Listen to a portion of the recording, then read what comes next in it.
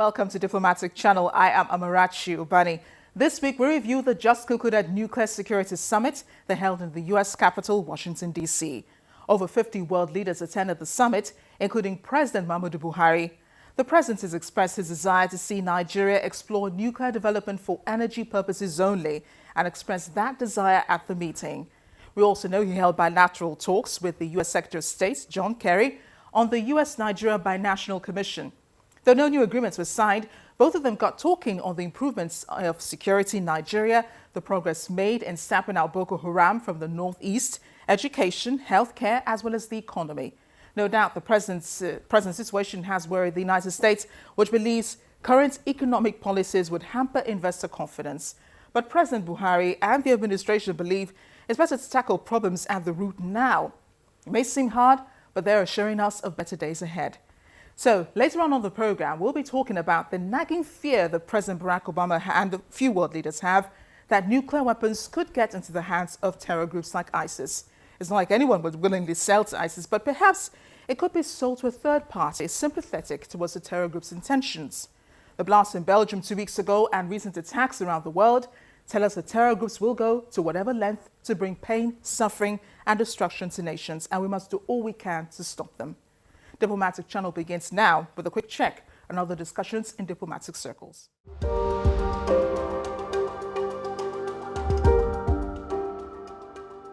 Serious tension has led to an outbreak of violence in the disputed Caucasus region of Nagorno-Karabakh on the border between Azerbaijan and Armenia. The region has been in the hands of ethnic Armenian separatists since the end of a war in 1994.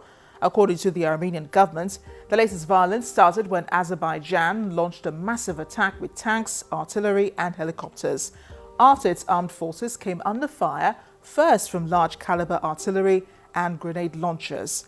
Russia, which has supplied weapons to both countries, has called for a ceasefire, having held talks with their defense ministers.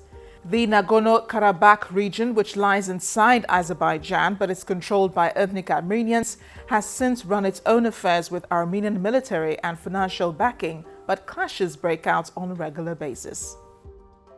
Croatia's Prime Minister Tihomir Orešković is very disappointed the UN court in The Hague has acquitted Serbian nationalist Vojislav Šešelj, calling the verdict shameful. During a visit to Vukovar in eastern Croatia, where he laid wreaths in memory of those who died in the 1991 Battle of Vukovar during the wars that led to the eventual breakup of Yugoslavia, he said the verdict is a defeat for the Hague prosecution.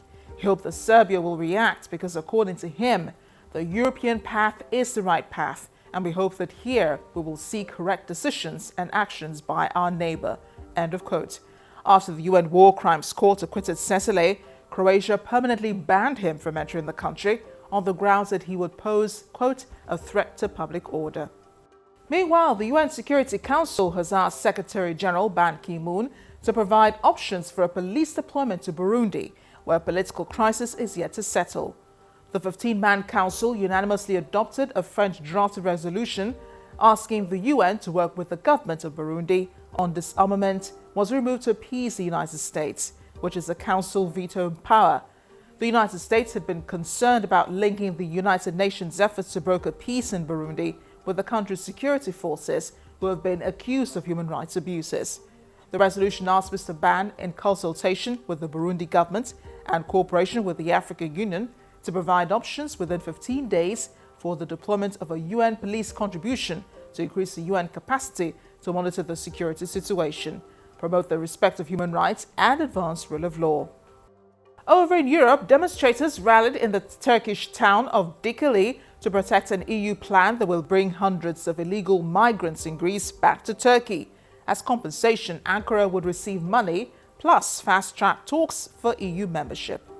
For weeks, thousands of migrants have been stranded in fields and makeshift camps outside the small Greek village of Idomeni, demanding passage to destinations further west.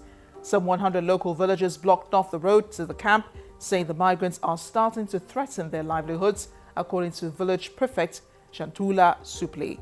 The Greek government says it will not use force to remove the migrants, but it also says they have to move to official reception centers if they want to apply for a European relocation program. But for now, they remain in limbo. Speaking of EU membership, former British colony Australia wants Britain to stay in the EU. This is coming from Australia's Foreign Minister, Julie Bishop, who said she told British Prime Minister David Cameron of Australia's position on the sidelines of the nuclear summit in Washington. It acknowledges that the referendum on Brexit is a matter for the British people. Australia believes it would be in our interests if a strong United Kingdom remained a part of the European Union. The EU is a significant trading partner for us. A strong UK as part of the European Union would be in Australia's interests.